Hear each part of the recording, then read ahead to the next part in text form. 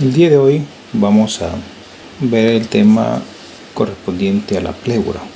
Es un tema que tiene mucha fisiología, muy importante. Es por eso que vamos a pasar a la diapositiva número 2. Vamos a ver ciertas generalidades que tiene la pleura. Un poquito recordar que hay dos tipos de pleura, la pleura visceral y la pleura parietal. La pleura visceral es la que envuelve los pulmones. Esta pleura está sometida continuamente a dilataciones por la expansión pulmonar. Y luego está la pleura parietal, que es la que está apegada o adosada a la pared torácica. Ambas son membranas lisas, brillantes, semitransparentes. Anatómicamente, las fibras para el dolor se encuentran en la pleura parietal, que están inervadas por los nervios intercostales. La cara diafragmática de la pleura parietal se inerva por el vago. La pleura visceral está irrigada por un doble sistema, tanto por el sistema bronquial y pulmonar, en cambio que la pleura parietal está irrigada por arterias sistémicas regionales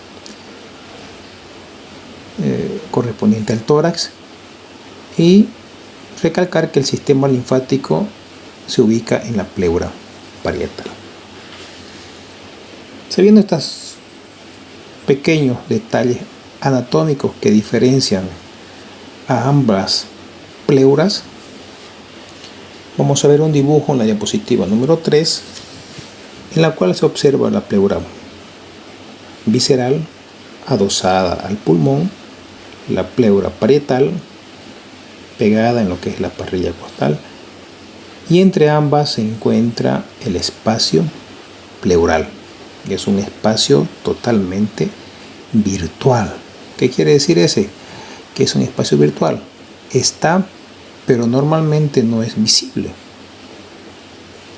Pero si colocamos algo dentro de ese espacio pleural, ese espacio puede aumentar su tamaño en forma significativa. Diapositiva número 4.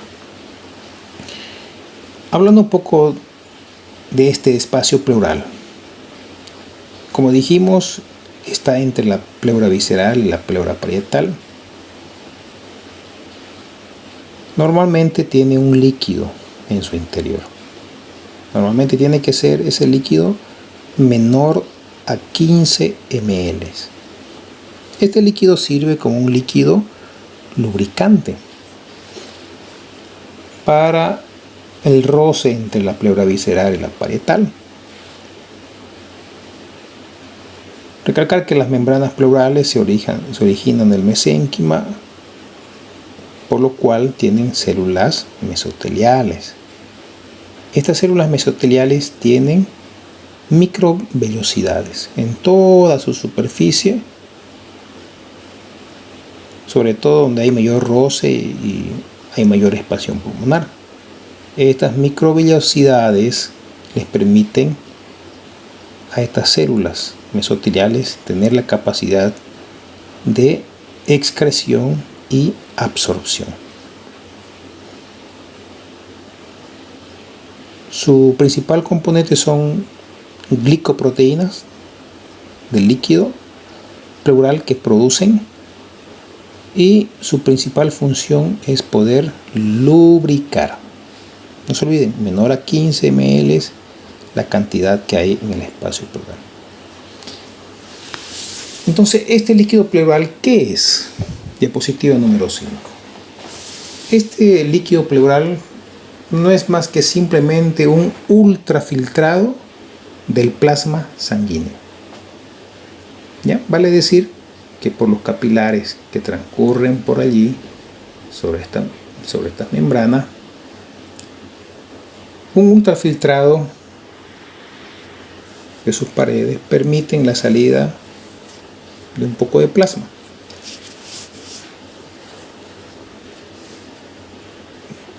En en cada momento va filtrando y absorbiendo. Filtrando y absorbiendo. No se olviden que son células que tienen esa capacidad.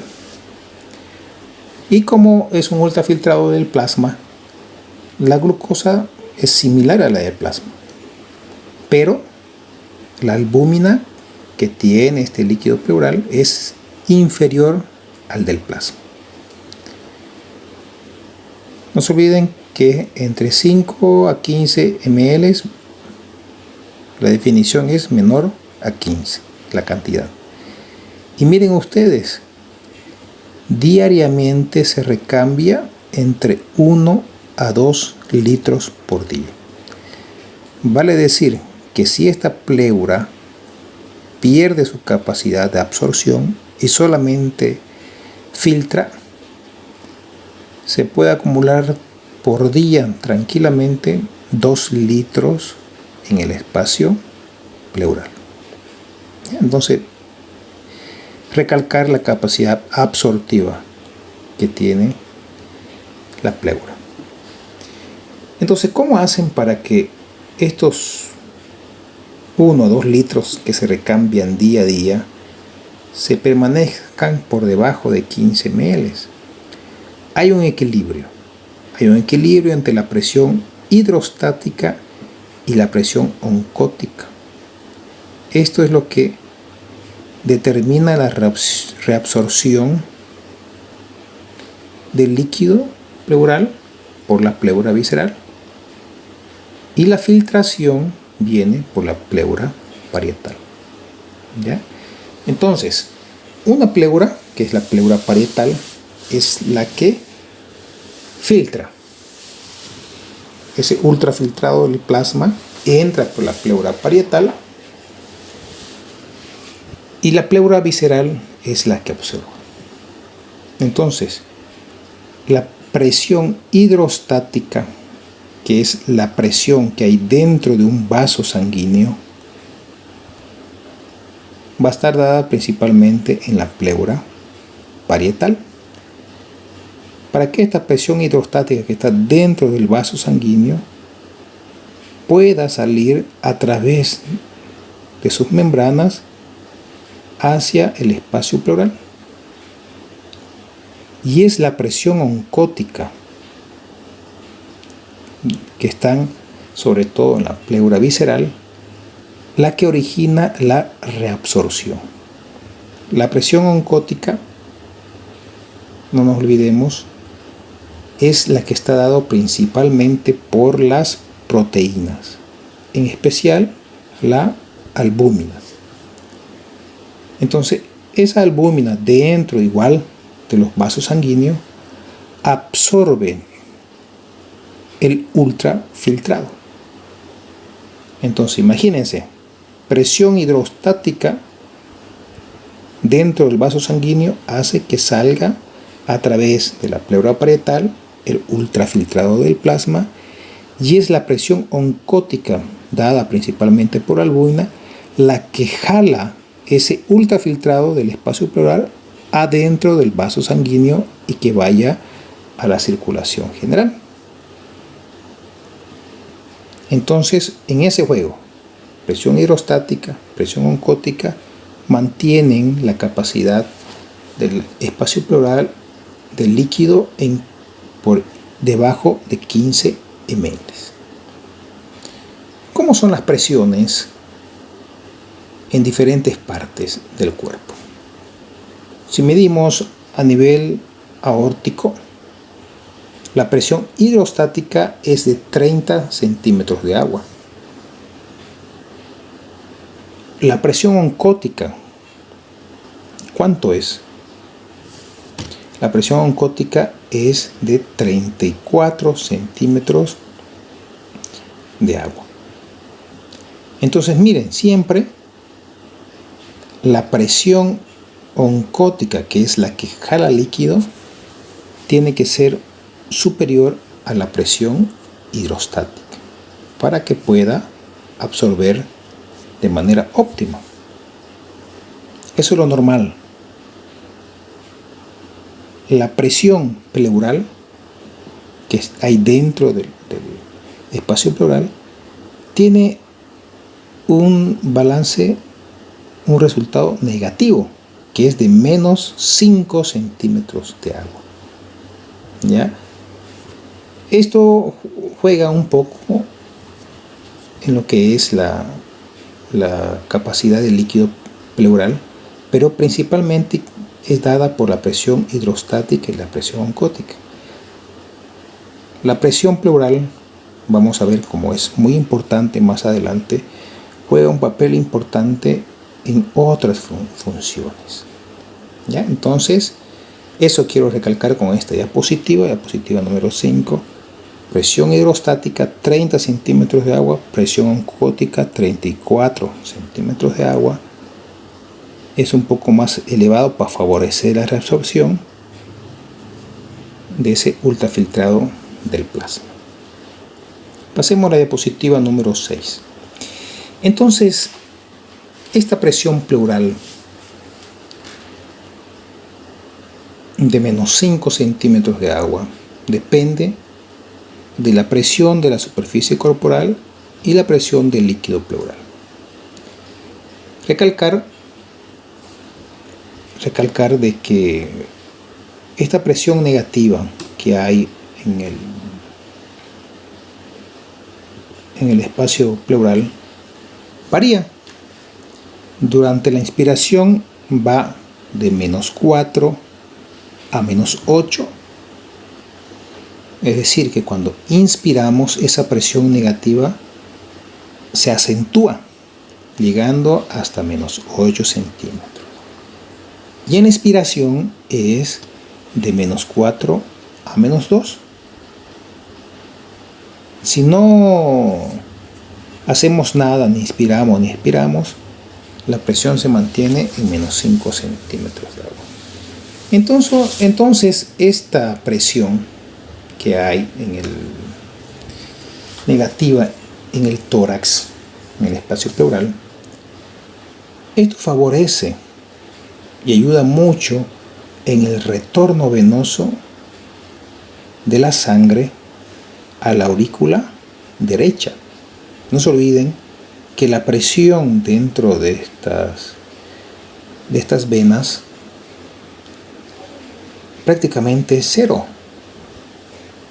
Y es la presión negativa del tórax lo que ayuda a que se pueda la parte venosa llegar a la aurícula derecha. ¿Ya? Ayuda mucho la presión del tórax, esa presión negativa, al retorno venoso de la vena cava inferior a la aurícula derecha. Diapositiva número 7. ¿Cuándo se puede volver positiva la presión intratorácica? Y eso estoy hablando del espacio pleural. Hay situaciones normales, por ejemplo, una tos, cuando expiramos en forma forzada con la glotis cerrada. Son condiciones normales. Ahora, en casos patológicos, se da cuando hay un neumotórax abierto.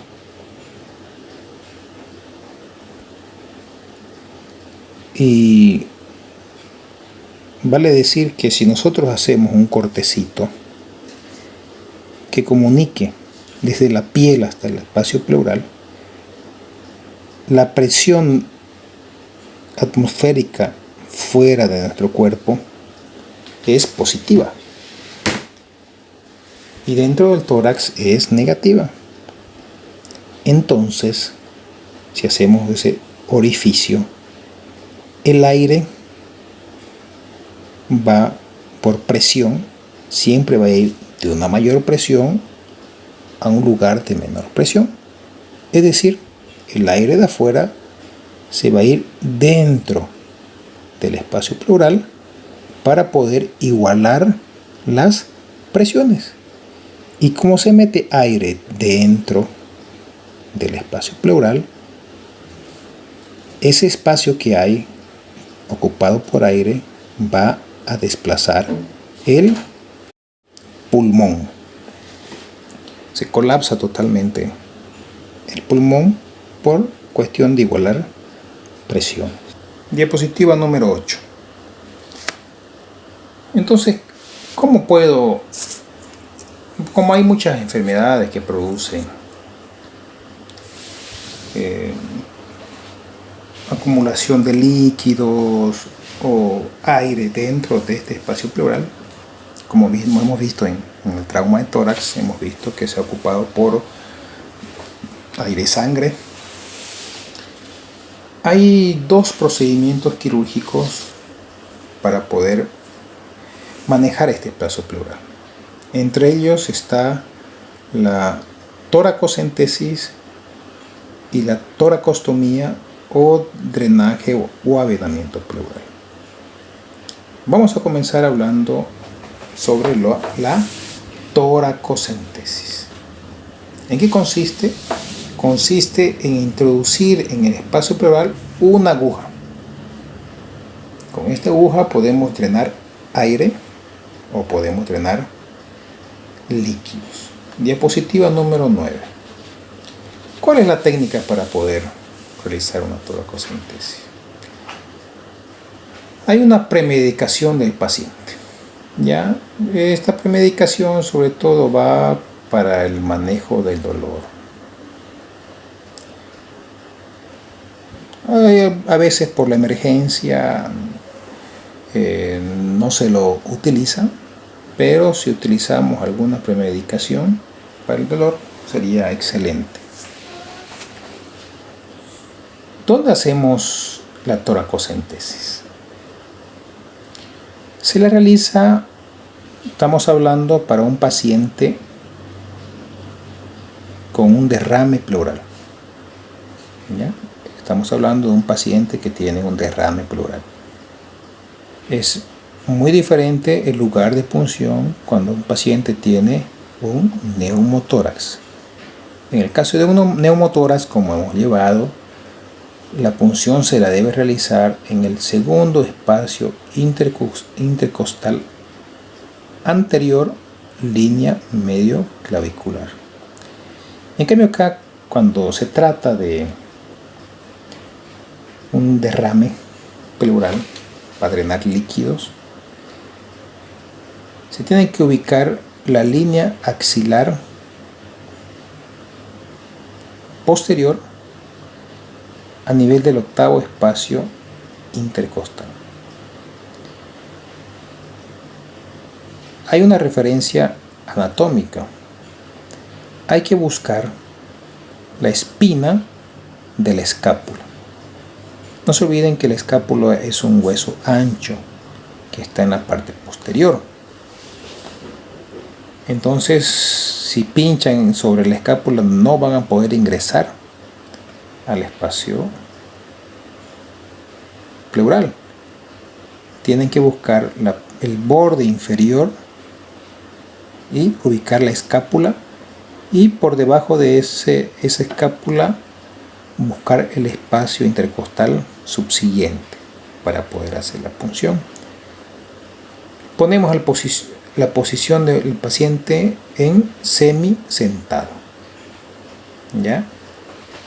Que es más o menos como dicen la posición en hockey de montar.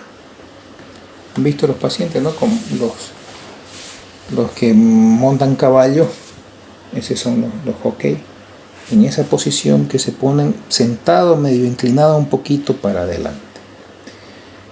Normalmente lo que se hace para tener una mejor referencia se lo hace sentar al paciente en una silla al revés y que se abrace sobre el espaldar de la silla para poder quedar un poco más inclinado. Ya el paciente estando semisentado en posición de hockey, lo que hacemos es una antisepsia de la piel. Podemos utilizar DGC, povidona, alcohol yodado, lo que prefieran, lo que tengan. y se coloca un campo estéril. Luego así podemos colocar un poco de anestesia con silocaína al 2% por infiltración. Luego esa infiltración tiene que involucrar un poco la piel y el hueso costal, solamente para la infiltración, porque los nervios, el paquete vasculonervioso recorre por el borde inferior. Cerca del borde inferior se inyecta la silocaína para infiltrar solamente, no para ingresar al espacio pleural. Mucho ojo, no se olviden, solamente para infiltrar la silocaína, porque para ingresar al espacio pleural tenemos que rozar el borde superior de la costilla. Ya, eso grábenselo muy bien, son cosas fundamentales, importantísimas. Si van a meter aguja o van a entrar al espacio pleural, siempre por el borde superior. El borde inferior solamente es para poder infiltrar la silocaína. Se utiliza de preferencia una jeringa de 50 ml que tenga una llave de 3 vías con su equipo de infusión para poder realizar la punción. Diapositiva número 10. Entonces, ¿para qué realizamos la toracocentesis? La toracocentesis, una vez más o menos teniendo idea de lo que es una punción pleural, este procedimiento de toracocentesis quiere decir extraer líquido del tórax. Esa es la definición de toracocentesis. Nosotros lo utilizamos para poder esclarecer la causa del derrame pleural. Muy diferente es cuando se trata de un hemotórax traumático. Esa es totalmente diferente la definición. Acá el paciente tiene líquido en el espacio pleural. No sabemos, puede ser un poquito de sangre, pero no es por trauma, es por una enfermedad pulmonar o torácica. Para poder realizar un estudio y esclarecer el derrame pleural, solamente se requieren de 50 a 100 ml. No vamos a sacar nada más de líquido, 50 a 100. Y este líquido nos va a servir para hacer estudios bacteriológicos, como es el cultivo en diagrama. Podemos hacer un estudio citológico para ver en el microscopio si hay células malignas, y un citoquímico para ver qué resultados de laboratorio podemos encontrar, valores de glucosa, LDH, albúmina, en fin, una serie de estudios que más adelante vamos a ver la importancia de cada uno de ellos. Y también esta toracocentesis podemos utilizarla para poder aliviar la disnea del paciente cuando tenga dificultad para respirar, y radiológicamente se observe que la cantidad de líquido en el espacio pleural es abundante, y esa es la causa de su disnea. Entonces podemos evacuar desde hasta 1 litro sin mayor complejidad. Por encima del litro es recomendable ya utilizar algún tipo de expansor plasmático, ¿ya? Porque si evacuamos por demás de 1 litro, el paciente puede entrar en shock. Entonces podemos utilizar un poco de albúmina, podemos utilizar un dextran, algún coloide intravenoso, para poder evitar justamente ese efecto indeseado y poder sacar un poco más de líquido. ¿Qué complicaciones podemos tener al realizar una toracocentesis? Podemos producir un neumotórax podemos pinchar obviamente el pulmón. Se nos puede acumular un poco de agua. Se nos puede producir un hemotórax, podemos lesionar algún vasito. Si no entramos por el borde superior, nos entramos por el borde inferior, podemos lesionar algún vaso sanguíneo. O podemos producir un edema pulmonar por reexpansión. Diapositiva número 11. Hay que evitar las complicaciones. Hay que hacerlo con calma. Hay que drenar lentamente el líquido.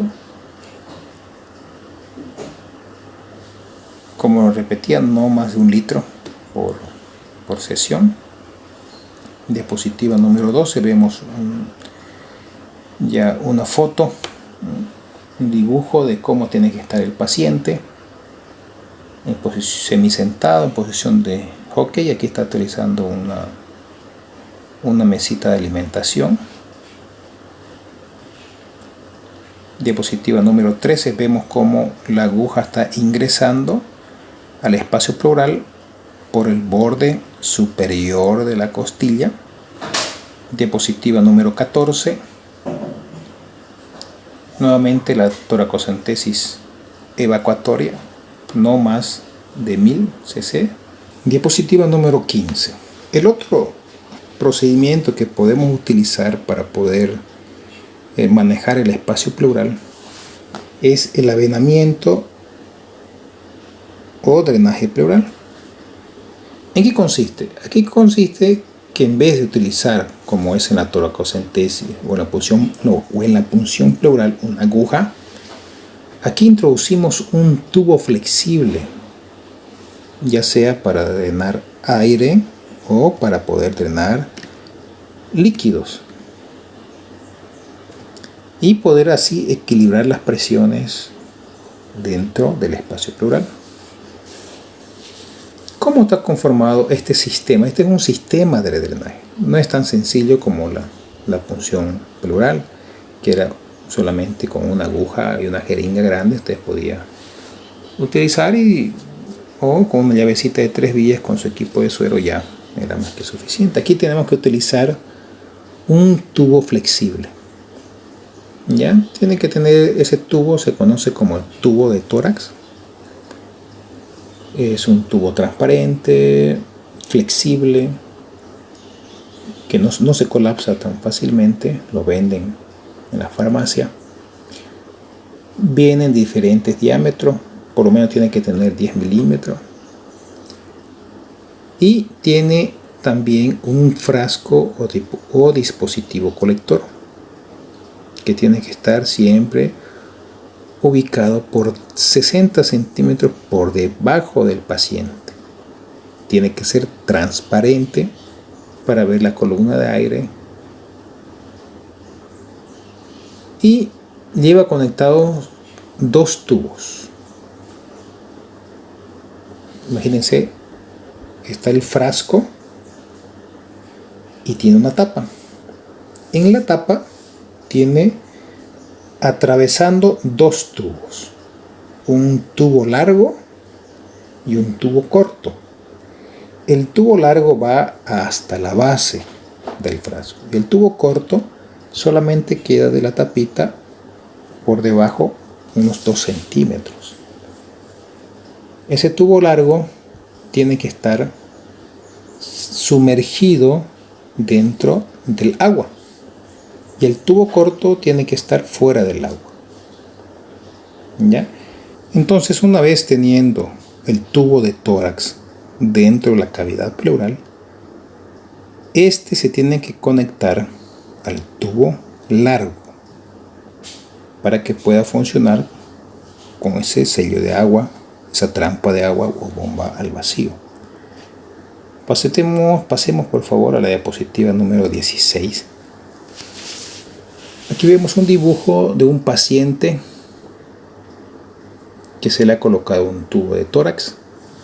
Podemos ver que el tubo de tórax está insertado en el espacio pleural y podemos ver en el otro extremo el frasco. Este frasco es de vidrio transparente, para poder ver la salida del líquido o burbujas en él. Vean cómo tiene que estar por debajo del paciente y el tubo de tórax tiene que estar conectado en el tubo largo del sello de agua, que es el que está por debajo del nivel líquido. Y si ven al ladito hay un tubo corto que está libre, que es lo que hace de que el sello de agua se le quite un poquito la presión del líquido y el aire que sale, sobre todo del aire que sale del espacio pleural. Este sello de agua, el líquido que tiene el frasco, hace de que el contenido en el espacio pleural pueda drenarse hacia afuera, porque si no ponemos líquido, más bien el aire va a entrarse en el espacio pleural, o si ese frasco lo levantamos por encima del nivel del paciente, el líquido del frasco se va a ingresar al espacio pleural. ¿Ya? Vale decir que si nosotros queremos mover al paciente, queremos levantarlo el frasco, tenemos que clampear el tubo de tórax. Se lo clampea, una vez clampeado, lo pueden abrir, lo pueden vaciar, pueden cambiar el líquido. Una vez cambiado el líquido, conectan nuevamente el tubo de tórax, asegurándose de que la conexión esté en el tubo largo que está por debajo del nivel líquido, y recién pueden desclampear el tubo de tórax. Este es un error común que cometen las enfermeras cuando no está presente el médico. Quieren cambiarlo, el tubo de tórax, y lo levantan y el líquido se le entra en pulmón, o lo destapan para vaciar el agua sin clampear, entonces el aire se ingresa al espacio pleural, el paciente queda peor con un neumotórax, atención en ese momento. O por último, lo clampean bien, destapan, vacían el líquido, cambian el líquido, tapan nuevamente el sello y en vez de colocarlo en el tubo largo, lo conectan en el corto. Entonces, ¿qué va a pasar? Se va a entrar el aire, porque el tubo corto no tiene ningún tipo de presión negativa. ¿Ya? Entonces, mucho cuidado. Son detalles muy importantes que hay que tener para el manejo del frasco y del tubo de tórax. Diapositiva número 17. ¿Cómo hacemos? ¿Cuál es la técnica para poder colocar un sello de agua? Si se trata de un neumotórax, el lugar que vamos a utilizar es en el segundo espacio intercostal, línea medio clavicular. Si vamos a utilizar en un hemotórax o cuando es contenido líquido, el espacio varía. Porque no se olviden, el aire siempre tiende a irse hacia arriba. En cambio, el líquido siempre se va hacia abajo. En un paciente echado, recostado en decúbito dorsal, el aire va a estar en la región anterior y arriba. En cambio, el líquido va a estar hacia la parte posterior y hacia abajo. Entonces, el lugar donde debemos colocar, cuando es líquido lo que tenemos que drenar, cambia. Tiene que ser, en el caso de líquidos, en el quinto espacio intercostal, línea medio axilar, y se dirige hacia abajo y hacia arriba. ¿Ya? Muy importante esas dos diferencias. Neumotórax, segundo espacio intercostal, línea medio clavicular. En cuestión de líquidos, quinto espacio intercostal, línea medio axilar, es decir, a un lado, pero dirigimos el tubo hacia atrás, hacia la parte posterior y hacia arriba. Una vez identificado el lugar donde vamos a colocar, tenemos que hacer la antisepsia. Ya la antisepsia, igual que en la punción pleural, podemos utilizar DG6, povidona, alcohol yodado. Aquí sí es necesario hacer una infiltración con anestesia, con silocaína al 2%. Se utiliza una buena cantidad de silocaína, unos 10 ml. Tiene que abarcar piel, tejido celular subcutáneo, un poco de múscula, el borde de la costilla, hasta llegar al espacio, hasta la pleura parietal. No ingresamos al espacio pleural todavía. Llegamos al borde superior e infiltramos bien. Después se tiene que elegir una técnica. Se utilizan dos, una cerrada y una abierta. La cerrada, a veces los tubos de tórax vienen ya con un punzón, ya como si tuviera una punta afilada, y con ese mismo introducimos hasta el espacio pleural por el sitio que hemos escogido, ya sea un neumotórax o para drenar líquidos. Y luego está la abierta. Lo más recomendable que ya en este momento se utiliza es la abierta, porque con la cerrada prácticamente se entra a ciegas, se puede producir mayor lesiones con el punzón. En cambio, con la abierta, en el lugar donde hemos escogido y hemos colocado, infiltrado la silocaína, hacemos una incisión de 3 a 5 centímetros. Y por mecanismo de divulsión vamos separando los tejidos hasta llegar al borde superior de la costilla. Luego introducimos, rompemos la pleura parietal e ingresamos al espacio pleural. Esto podemos ir haciéndolo con el dedo o con algún tipo de pinza. Una vez estando dentro del espacio pleural, verificamos que no haya ningún tipo de adherencias pleuroparenquimatosas, es decir, de la pleura hacia el pulmón. Y en ese momento ya introducimos el tubo de tórax. Ya una vez el tubo de tórax dentro del espacio pleural, conectamos al frasco de sello de agua, siempre recalcando de que tiene que estar en el tubo largo que está sumergido dentro del nivel líquido. Ese tubo de tórax que se ha colocado en el espacio pleural tiene que estar sujeto a la piel, para lo cual utilizamos un hilo seda, un hilo prolene o un bicril. Hacemos unos puntos en U, amarramos y lo fijamos el tubo, porque si lo dejamos se puede salir el tubo de tórax.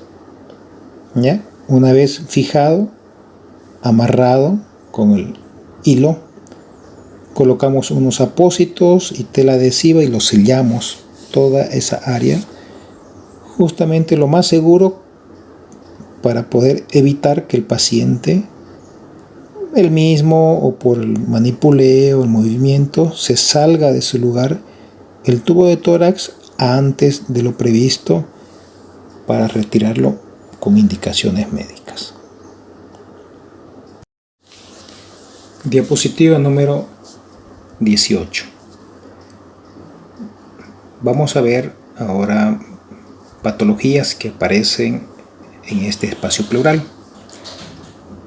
Vamos a ver un tema que ya avanzamos en trauma de tórax, que es el neumotórax. Pero este neumotórax que vamos a ver se llama neumotórax espontáneo. ¿A qué se refiere el neumotórax espontáneo? Es la presencia de aire o gas en la cavidad pleural, pero su paso a este espacio pleural es a través de una perforación de la pleura visceral. ¿Ya? ¿Cómo se clasifica el neumotórax? Se clasifica en espontáneo, traumático y iatrogénico. El traumático ya lo hemos visto que se clasifica en abierto o cerrado, y el iatrogénico es el que lo realiza el médico intervencionista al hacer algún procedimiento. Nos vamos a dedicar al espontáneo y vamos a distinguir dos tipos de enfermedades, el primario y el secundario. Diapositiva número 19. Mayormente afecta en edad de 20 años, son rupturas subpleurales, y cuando ya son personas mayores de los 60 años son por una enfermedad pulmonar obstructiva crónica o EPOC. Su etiología son dos tipos, son los simples, que son de tipo congénito, ¿ya? O puede ser también en forma adquirida. Diapositiva número 20. El neumotórax espontáneo primario. Hay que distinguir bien y definir cuándo es un neumotórax espontáneo primario y cuándo es un neumotórax secundario. De preferencia, el primario son aquellos referidos a enfermedades de tipo congénita. Vale decir que la persona ya nace con esa enfermedad, como hemos visto en el tema de pulmón, como se ve en el tema de pulmón. De preferencia son los bleps subpleurales, que a veces se revientan por alguna presión excesiva. Esta tiene una incidencia en 9 por cada 100.000 habitantes por año. Dos generales son personas jóvenes, menores de 34 años. Hay un cierto predominio por el sexo masculino. Un 25% de estos pacientes, pese al tratamiento, presentan recidiva y se presentan prácticamente del mismo lado. En cambio, el neumotórax espontáneo secundario es por una enfermedad que va adquiriendo la persona. Por ejemplo, un EPOC, una enfermedad pulmonar obstructiva crónica, pacientes que tienen un pulmón necrótico, pacientes que adquieren enfermedades de tuberculosis, abscesos sufrénicos o neoplasia pulmonar. Ya, entonces diferencien bien. Primario, el paciente ya nace así, con ese defecto congénito. Y secundario, el paciente va adquiriendo esa enfermedad y por causa de esa enfermedad se produce un neumotórax espontáneo. Diapositiva número 22. ¿Cómo se produce? ¿Cuál es su fisiopatología?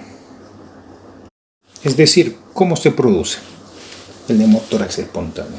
Para que produzca un neumotórax espontáneo, tiene que aumentar la presión dentro de las vías aéreas para que se pueda provocar una ruptura del parénquima pulmonar ya predispuesto y lesionado.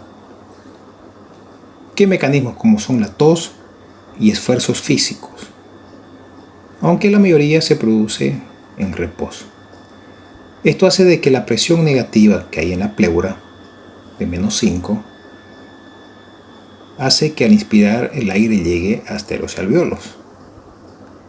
Pero si hay una ruptura en el parénquima, el aire va a pasar a cavidad pleural y esto aumenta la presión intrapleural y hace de que el pulmón se colapse. Diapositiva número 23. ¿Y qué produce cuando ya está el aire en la cavidad pleural. Produce alteraciones a nivel del sistema cardiovascular. ¿Qué es lo que produce a nivel cardiovascular? Produce un aumento de la presión dentro de las grandes venas del tórax.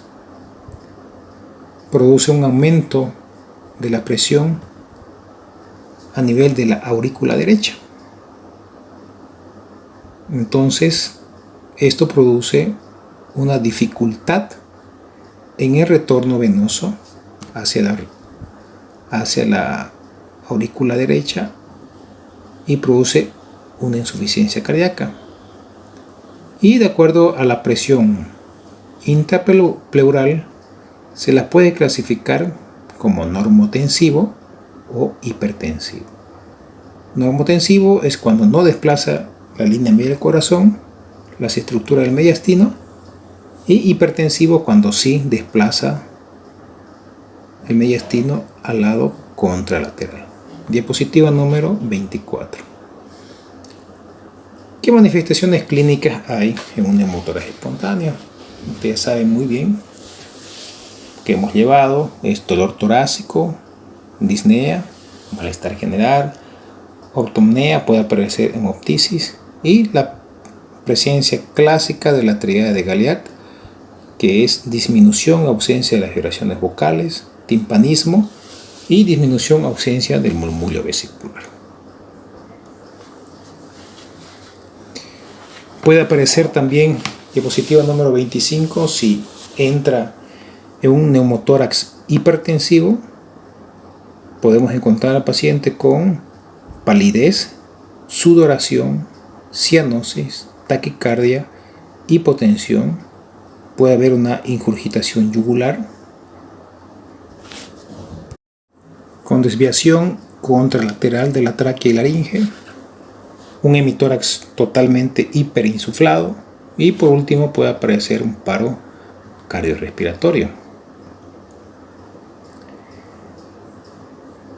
Entonces, con estos signos y síntomas, lo que tenemos que hacer, diapositiva número 26, es sacar una radiografía de tórax. Lo que encontramos: una hiperclaridad, una ausencia de trama vascular y visualización del borde pulmonar. Se clasifican, como ustedes saben bien, en 4 grados. ¿Ya? Grado 1, el borde pulmonar está entre la línea hemiclavicular y la pared torácica. El grado 2, el borde pulmonar se encuentra cerca de la línea hemiclavicular. El grado 3, el borde pulmonar está por dentro de la línea hemiclavicular. Y el grado 4, hay signos de hipertensión. Pasamos a la siguiente diapositiva, la número 27. Y según la distribución del aire se la puede clasificar en total, cuando se distribuye uniformemente en toda la cavidad pleural. Parcial, sobre todo esto aparece cuando hay tabiques o hay adherencia del pulmón a del pulmón a la pared torácica. Diapositiva número 28, aquí vemos una radiografía de tórax. Como ya hemos pasado, lo importante es buscar la trama vascular que llegue hacia la periferia. Aquí vemos que el pulmón derecho, que queda al lado izquierdo de la imagen que estamos viendo, si observan bien la trama vascular, vemos un pulmón totalmente colapsado. ¿Ya? Se ve la hiperclaridad, negrito, totalmente. Si ven, el pulmón está en el ángulo inferior lateral derecho, cerca al corazón, y solamente se ve la trama vascular que avanza un poquito. Está totalmente colapsado el pulmón. Entonces este es un grado 3. ¿Por qué? Porque no hay signos de hipertensión y no desplaza el mediastino. ¿Cuáles son las complicaciones que puede pasar en este paciente con neumotórax? Si no es mucha la ruptura del parénquima, puede reabsorberse totalmente. Si es mucho, se puede transformar de algo normotenso a hipertensivo. Se puede pasar a ser una patología crónica con adherencia, fibrina a nivel de la pleura visceral, o puede infectarse y puede provocar un pío neumotórax. Diapositivo número 30. ¿Cuál es el tratamiento? Si vemos que es algo leve, el tratamiento es mínimo, solamente dar un poco de analgesia, un poco de aporte de oxígeno si el paciente necesita. Si vemos de que está un poco avanzado, podemos hacer una punción pleural para producir una reexpansión y observarlo al paciente. O podemos hacer ya si vemos de que realmente está muy avanzado el neumotórax, podemos colocar un avenamiento pleural. No se olviden que este avenamiento pleural tiene que ir conectado a un sello o trampa de agua. Y si aquí el paciente va a necesitar un poco de apoyo de oxígeno. Cuando vemos de que hemos podido controlar la reexpansión pulmonar, el tratamiento consiste en poder reexpandir el pulmón para que el paciente pueda respirar. Una vez estable el paciente con el pulmón reexpandido, tenemos que ver la causa. ¿Por qué se perforó el pulmón? Vamos a ver si es una neumotórax primario por algo congénito o secundario por algo adquirido. Sacamos radiografía, tomografía y por último podemos hacer una videotoracoscopía, que es la introducción de una cámara de video a nivel pleural y poder evidenciar por qué se ha producido. No se olviden que este procedimiento está totalmente contraindicado cuando no tengan el equipo, si el paciente no colabora, si hay una insuficiencia respiratoria, hay problemas de coagulación, alguna patología cardíaca grave, una tos incontrolable. Y si tiene esas dificultades, a lo mejor sea mejor hacer una toracotomía. Pero normalmente ya con los medicamentos y todo lo que contamos, son muy pocos los pacientes de que no se puede realizar este procedimiento. La recidiva se ha visto que un 50% con el tratamiento en reposo, 30% después de un avenamiento pleural y una recidiva del 10% después de una toracostomía con recepción de bulas. Diapositiva número 33. ¿Qué complicaciones puede haber por intentar hacer un tratamiento del espacio pleural? Se puede producir una infección como es el empiema, puede haber hemorragias, puede aparecer enfisema subcutáneo, o sea, la aparición de aire en el tejido celular, o puede haber un edema por reexpansión pulmonar. Diapositiva número 34. La mortalidad es baja cuando se realiza algún tipo de estos procedimientos. Nuevamente el personal es capacitado y son maniobras no difíciles de realizar. Varía entre el 0.32 y el 1.4%.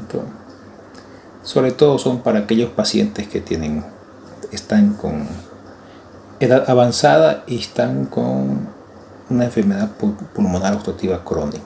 Un tema bien parecido a lo que ya hemos llevado con el trauma de tórax. Diapositiva número 35. Vamos a pasar a ver ahora otra enfermedad que ocurre a nivel del espacio pleural. Es el derrame pleural. Diapositiva número 36. ¿Cómo definimos el derrame pleural? Lo definimos como la acumulación de líquido en el espacio pleural. Por densidad, por peso, un paciente sentado, el líquido siempre va a ir hacia abajo, dependiendo de la posición que esté el paciente. Diapositiva número 37. De acuerdo a los tipos de fluidos, si tiene agua, se llama hidroneumotórax. Si tiene sangre, se llama hemoneumotórax. Y si hay pus, se llama pioneumotórax. En el caso del derrame pleural, si estamos hablando de derrame pleural, estamos hablando de líquido, agua, ¿ya? Pero este líquido se la puede clasificar en un trasudado o exudado.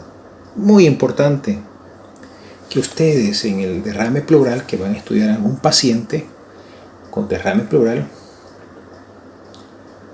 hagan esta clasificación. Si ese líquido que están obteniendo del espacio pleural, que es agua, líquido transparente, tienen que tratar de identificar si es un trasudado o es un exudado, porque de acuerdo a eso ustedes más o menos van a ir orientando su diagnóstico. Si les sale que es un trasudado, miren, solamente 3 enfermedades producen un trasudado: insuficiencia cardíaca congestiva, la cirrosis y el síndrome nefrótico. Y si les sale exudado, son un poco más de enfermedades, pero aún así ya pueden enmarcarla en algunas de estas, como son alguna enfermedad maligna, infecciones broncopulmonares, un infarto pulmonar, un traumatismo de tórax que haya tenido que no sea tan agudo, un neumotórax espontáneo que hubiera producido algún tipo de alteración en la absorción del líquido pleural, algunas patologías abdominales o una enfermedad sistémica. ¿Cómo se produce el derrame pleural? Para que se produzca el derrame pleural, tiene que haber un aumento de la presión hidrostática. Volvemos a la fisiología. No se olviden, presión hidrostática, presión oncótica. Cualquiera de esas dos cosas produce. Entonces, ¿cómo aumenta la presión hidrostática capilar? Por ejemplo, una insuficiencia cardíaca aumenta la presión capilar. La hipoproteinemia, por desnutrición, por alguna causa, produce disminución de la presión oncótica por la disminución de la albúmina. Una atelectasia, es decir, el colapso de algún lóbulo o pulmón, hace de que aún descienda más la presión negativa en la cavidad pleural. Y neoplasia o metástasis produce una disminución del drenaje linfático con acumulación de líquido en el interior de la cavidad pleural. ¿Ya? Estos son los 4 mecanismos por los cuales se puede producir el derrame: aumento de la presión hidrostática, disminución de la presión oncótica, que se negativice más la presión intrapleural, y disminución del drenaje linfático. Diapositiva número 40. Cuando tenemos un derrame pleural, hablamos de procedimientos como obtener ese líquido. Uno de ellos es la toracocentesis. ¿Ya?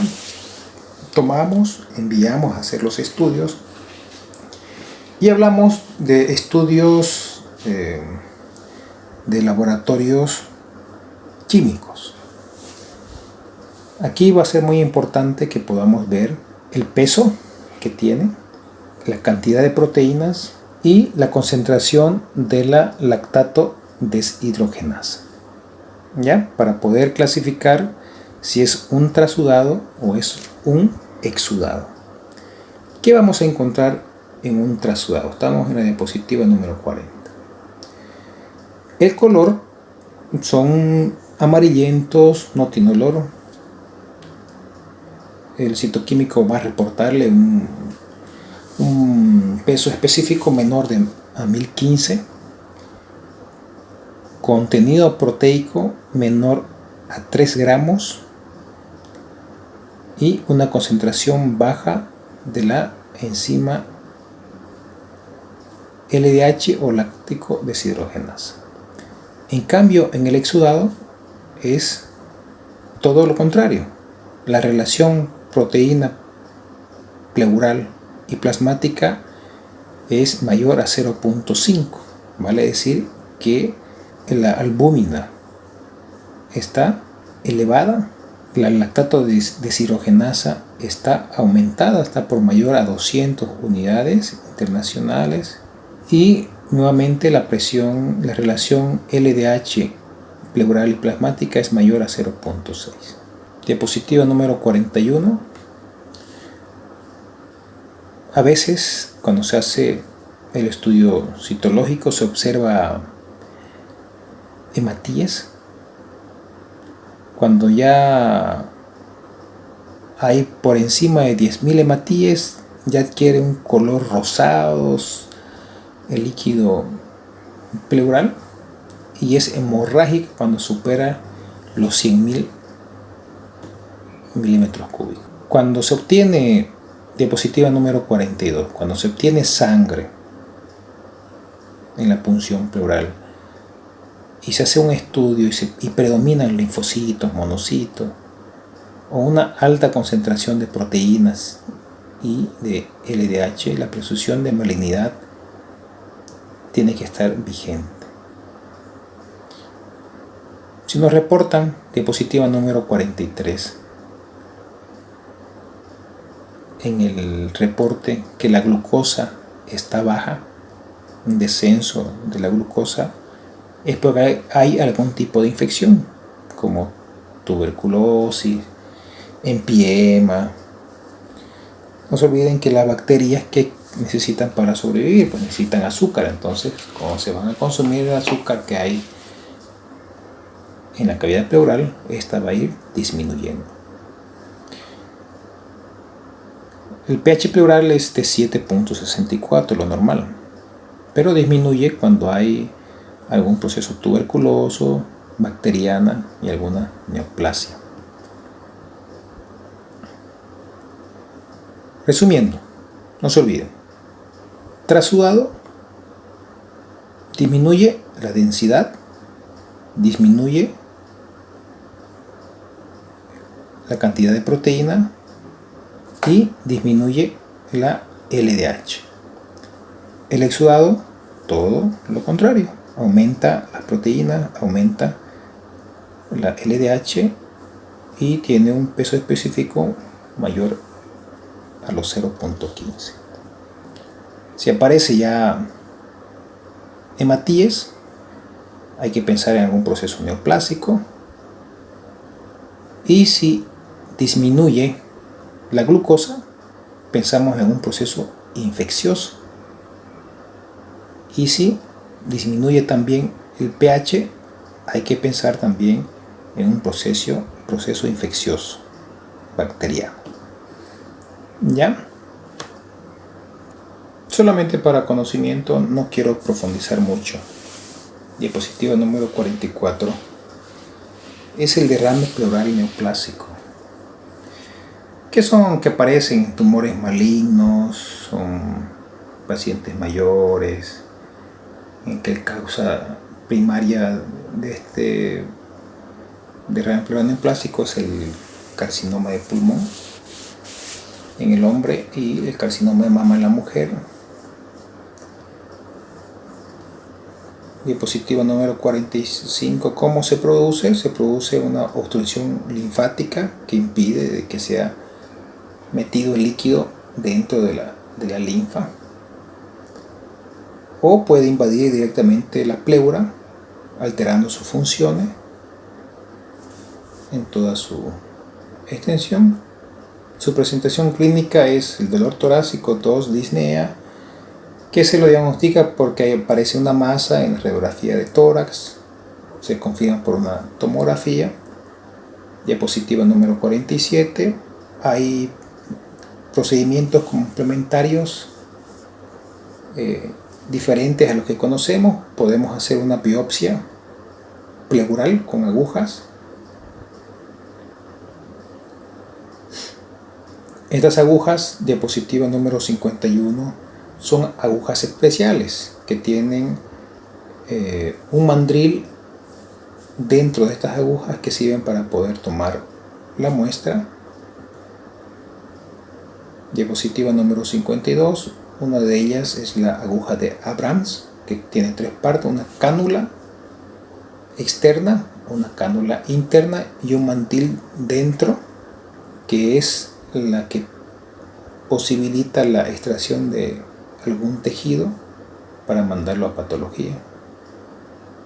Luego podemos utilizar algunos ya procedimientos totalmente invasivos, como son la toracoscopía, la videotoracoscopía, o que sea a cielo abierto.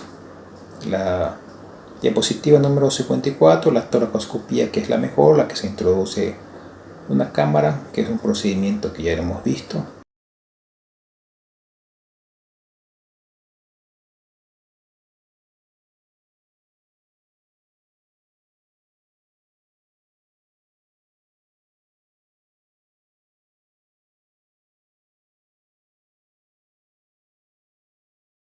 Pasemos a la diapositiva número 62. ¿Cuál es el tratamiento? No se olviden que son pleuras dañadas, que se acumula mucho líquido en el espacio pleural, y cuando ya está avanzado casi no hay mucho que hacer. Lamentablemente ya se los pilla casi en algo etapa avanzada, y cuando ya está avanzado casi no hay mucho que hacer. Lamentablemente ya se los pilla casi en algo etapa avanzada. Diapositiva número 79. Póngase que de alguna forma el paciente sobrevive, toma sus antibióticos y como sea sobrevive. ¿Ya?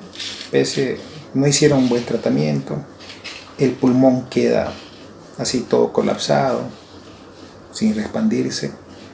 Entra a una fase 4, que es de organización tardía. Prácticamente ya es un estado crónico conocido como fibrotórax. Esta se produce meses o años después de haberse pasado el tercer periodo, y prácticamente ya forma parte de su pulmón. ¿Ya? No hay cómo sacarlo, porque prácticamente es como un autoinjerto definitivo de su pleura, y el pulmón queda del tamaño en el que se formó el PIL pleural en la fase 3, en el periodo 3. Hasta el periodo 3, que es el de organización temprana, se puede hacer algo para reexpandir el pulmón. ¿Ya?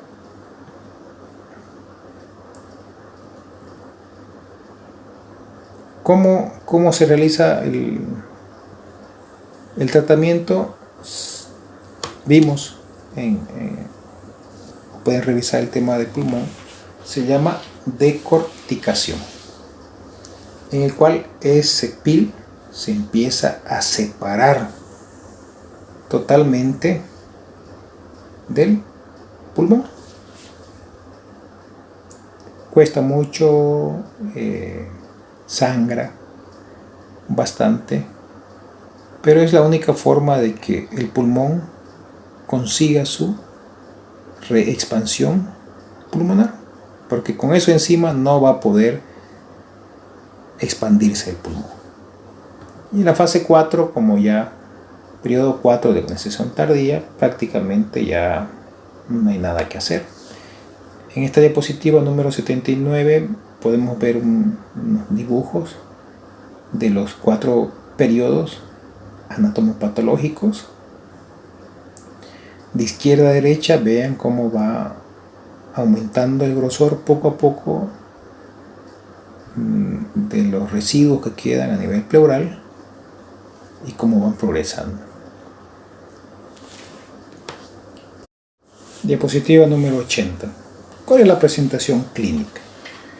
Mucho depende de la causa, si es aguda o de forma lenta.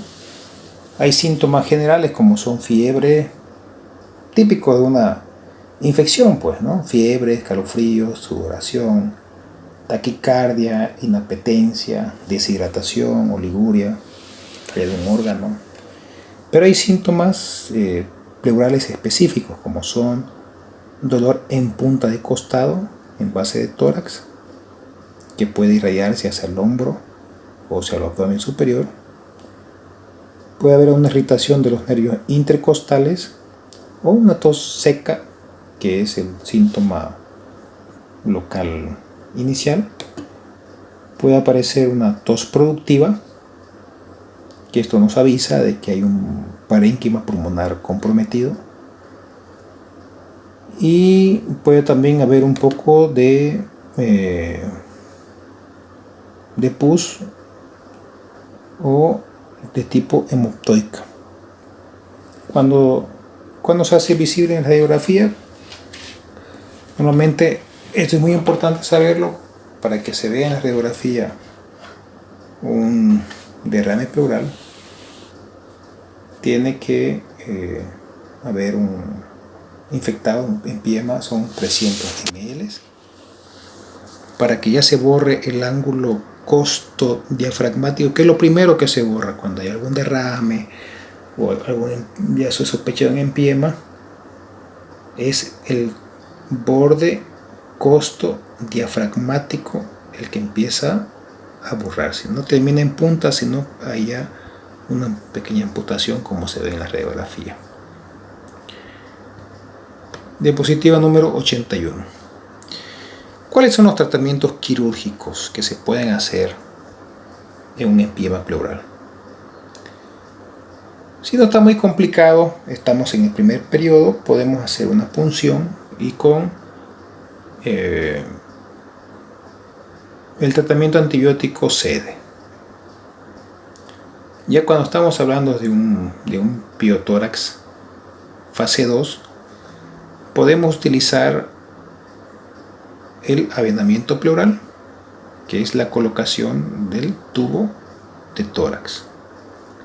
Más el uso adecuado de antibióticos va muy bien.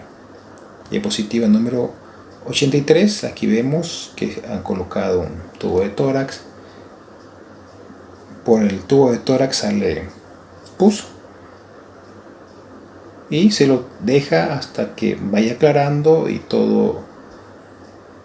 Si se fijan en el frasco, en el fondo hay sedimento, depósito de fibrina. Eso es lo que se va acumulando en la cavidad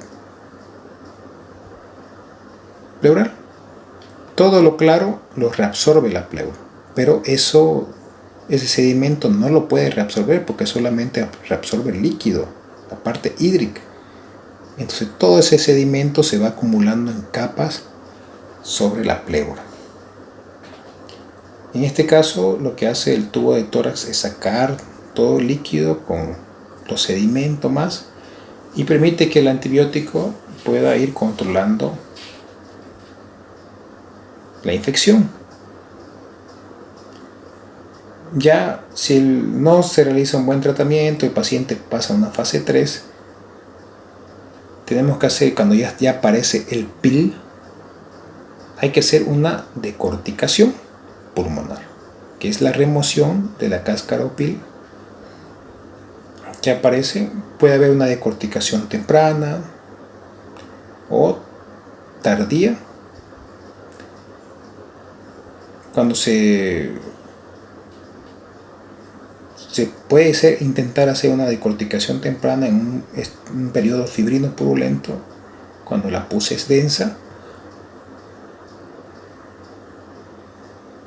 y se puede hacer diapositiva número 87, una decorticación tardía, que ya sea en la tercera fase, en el cual se va quitando totalmente el PIL, separándolo del pulmón. Cuando ya está muy complicado, y a veces tenemos que hacer unas toracotomías totalmente amplias para buscar si no ha habido colecciones de abscesos, ¿ya? Y así poder drenar la pus acumulada. Diapositivo número 89. Hay veces del que el proceso infeccioso no se puede controlar. Son resistentes a los antibióticos.